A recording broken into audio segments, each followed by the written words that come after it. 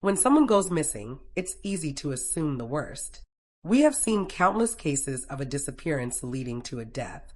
But according to statistics, these cases are the minority. In the UK, less than 2% of children will be missing for longer than a week. Similarly, less than 1% of adults will be missing for longer than a month. Even when someone has been gone for years, it doesn't always mean they've met with foul play, as today's episode will show.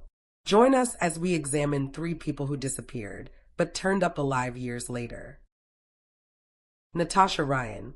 14-year-old Natasha Ryan was last seen on August 31st, 1998, when her mother dropped her off at a school in Rockhampton, Queensland, Australia. She was reported missing later that day. In the weeks before she disappeared, Natasha had run away from home.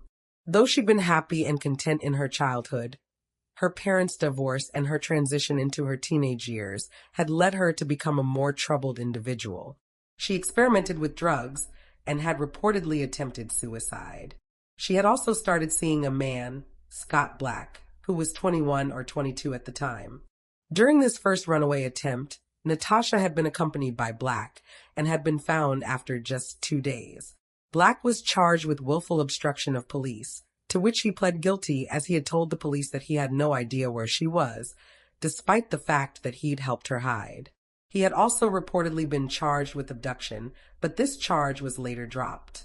Within hours of Natasha's second disappearance, police proposed the theory that the young girl had become a victim of Leonard Frazier, a Rockhampton serial killer known to abduct and sexually assault his targets before their deaths.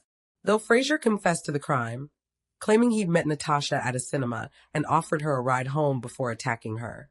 He had done so in a deal with the police, which allowed him to avoid general population in prison. Natasha's family eventually conceded that she was dead and that she'd been killed at the hands of Frazier. They held a memorial service on her 17th birthday in 2001. In the middle of Frazier's trial in April of 2003, however, the case took an incredible turn when it was announced in courts that Frazier was not guilty of the murder of Natasha Ryan because she was still alive. On the night of April 10th, just 1 day before this announcement came, police officers raided a house in North Rockhampton, just minutes away from the home of Natasha's mother. The property belonged to Scott Black, who it turned out had been helping the 14-year-old hide since her 1998 disappearance. Black, a milkman at a dairy factory, appeared to have been living alone. None of his colleagues or friends suspected that anything was awry. He only ever hung out his own clothes on the washing line, and his house was always empty and quiet whenever guests were over. During these times, Natasha hid in a cupboard until they left. The rest of the time, the teenager was free to move about the house.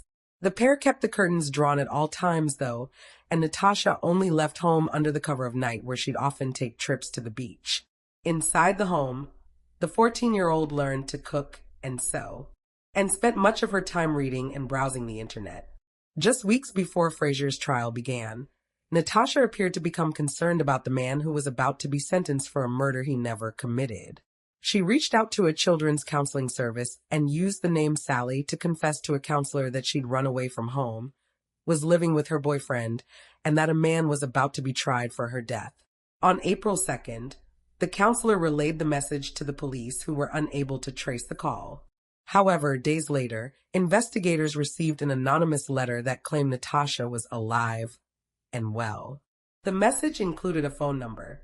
While Natasha's father was delighted to find his daughter alive, her reunion with her mother didn't run quite as smoothly. Jenny Ryan recalled, quote, "I hated her. I could have grabbed her and just shook the hell out of her. But when I seen her, you forget all that." She was furious that her daughter had traumatized the entire family by voluntarily disappearing for 5 years. Natasha subsequently appeared at her own murder trial to testify that she was alive and well and had never encountered Frazier in her life. Though Frazier was found not guilty of the 14-year-old's death, he was convicted of other crimes he'd been charged with and sentenced to life in prison. Still, it wasn't all sunshine and rainbows. Scott Black was given a 1-year prison sentence for perjury after, once again, telling the police that he didn't know where Natasha had been when he had helped hide her. And in 2006, Natasha was found guilty of creating a false police investigation. She was fined $4,000 and ordered to pay a further $16,000 towards investigation costs. But despite these setbacks, Natasha managed to profit from the publicity. She sold her story to 60 Minutes for $120,000. And when she married Scott Black in 2008, the two were paid $200,000 by Women's Day for access to the story. The pair now have 3 children together. When asked why she didn't come forward when she realized that the police suspected that she'd been murdered, Natasha replied, "The lie had become too big." Michelle Whitaker. 33-year-old Michelle Whitaker was last seen on August 16, 2002 in Spartanburg, South Carolina, at a Truck Stops of America off the I-85. In the weeks before she went missing, Michelle had been arrested for a DUI, and around the time of her disappearance, she had been released from jail instead of being taken to receive court-ordered treatment for drug and alcohol abuse. Details on Michelle's disappearance are few and far between. But the TV show Disappeared reported that she was dropped off at a truck stop by a friend who was later questioned by police and issued a polygraph test, which she passed. In the years following the disappearance, never accessed her bank account or used her social security number. By all accounts, she had vanished off the face of the earth. Investigators suspected that she'd met with foul play at the truck stop, but struggled to find evidence or witnesses to support this theory. Just 1 month after she vanished, Michelle's co-worker, 21-year-old Heather Sellers, also went missing. Authorities immediately turned their attention to Heather's boyfriend, Jonathan Vick, who they already suspected of being responsible for the rape and murder of a hairdresser in 1995. They also now believe that Vick may have been involved with Michelle's disappearance, as well as Heather's. In October of 2005, the Spartanburg County Sheriff's Office received an anonymous letter that claimed Michelle had been murdered and her body had been dumped near a pond in Landrum, South Carolina. Though a search of the area was conducted, no trace of Michelle was found. While authorities were not able to tie the cases of Michelle and Heather to Vick, he was eventually convicted of the 1995 hairdresser murder. For 6 years, Michelle's whereabouts remained unknown, with many, including some family members and investigators, believing she was dead. However, everything changed when a tip came into the sheriff's office. In Oregon, 2008, a woman watching an episode of Forensic Files recognized a photograph that was shown on the program. This particular episode was about Jonathan Vick and included an image of Michelle, as she was still thought to be linked to him. But the woman watching the show recognized the photo immediately. It was of her neighbor. In August, the Spartanburg County Sheriff's Office announced that Michelle Whitaker had been located in Oregon, where she'd been living for 2 years. She was safe and well, but no further details were given. The sheriff added that Michelle had been unaware that her disappearance had turned into a homicide investigation. Michelle met with her family shortly after the announcement came and later attended her sister's wedding. She explained to her loved ones that she'd left in 2002 to start a new life away from the troubles she'd faced while living in South Carolina. Holly Marie Miller.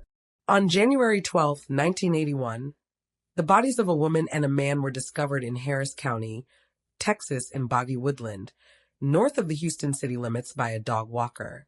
The heavily decomposed remains indicated that the pair had been dead for as long as 2 months, and it was quickly determined that they had been victims of a homicide.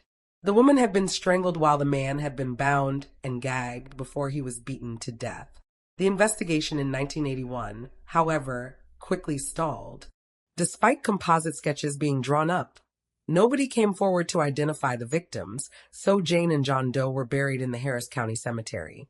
It wasn't until January of 2021 that the two were identified as married couple Dean and Tina Klaus. Dean and Tina had met in 1978 in New Smyrna Beach, Florida. At the time, Tina was 15 and Dean was 19. Their relationship was described as a whirlwind romance, and the pair tied the knot just a year after meeting. Another year passed before Tina gave birth to their first and only child, a daughter named Holly Marie, who was born on January 24, 1980. By all accounts, the couple were described as doting parents and appeared deeply in love. In the summer of 1980, Dean, Tina, and Holly moved to Louisville, Texas, where Dean hoped to find a good job that would allow him to support his family. He was a skillful cabinet maker and at the time, the Dallas-Fort Worth area was having a construction boom.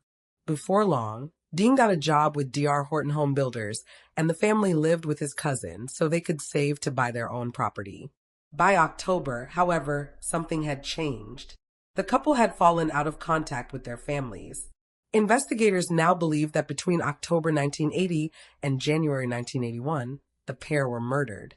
They were last seen alive in Louisville, and it's unknown how they wound up in the boggy wooded area where their bodies were discovered 250 miles from their Louisville address. Though Dean's mother reported the family missing, investigators were uninterested in looking into the disappearances, noting that her car, which the couple had borrowed, had been returned to her. Detectives suggested that this was proof the pair had decided to cut off contact with their families. When the bodies of the couple were finally identified in 2021, several questions remained, the most prominent of which was, where was baby Holly Marie? Initially, it was thought that her body had been scattered by scavenging animals, or that it just hadn't yet been recovered due to the area being so densely wooded. There was also some speculation that the killers had taken Holly and either killed her elsewhere, sold her, or adopted her as their own. On June 7th, 2022, Holly Marie Klaus, now Holly Marie Miller and aged 42, was found to be alive and well, living in Oklahoma. She was completely unaware of her true identity or her past, as she was just a year old at the time of her parents' murders. Though few details have been revealed, it is known that Holly has lived a normal and happy life.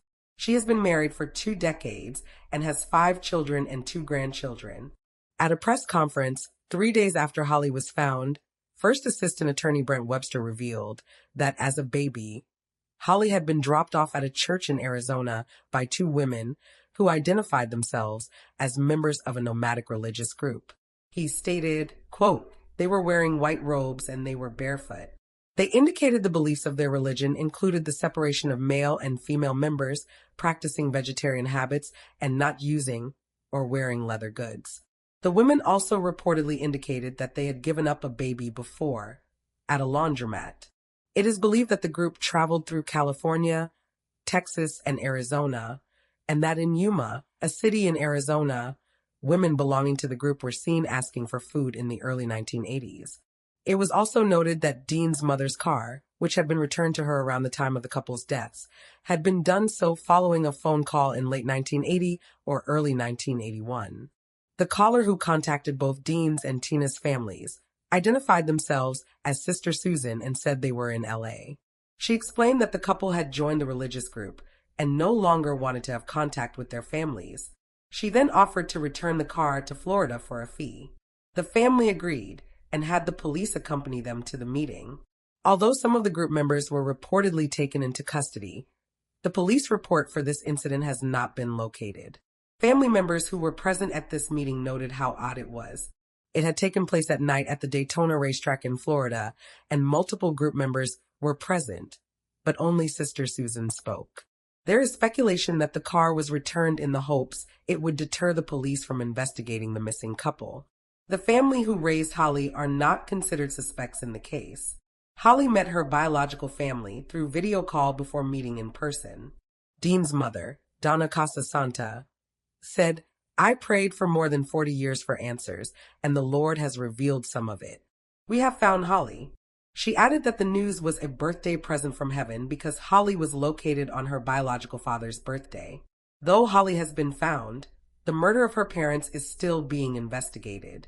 If you have any information about the case of Tina and Dean Klaus, you can contact the Texas Attorney General's Cold Case and Missing Persons Unit at 512-936-0742, or you can email them at coldcasenate@oaq.texas.gov. And there you have the facts. Please leave a comment down below with your own theories and speculations, and remember to like this video and subscribe to support the channel. Thank you for watching. Stay alert, stay safe, and I'll see you next time.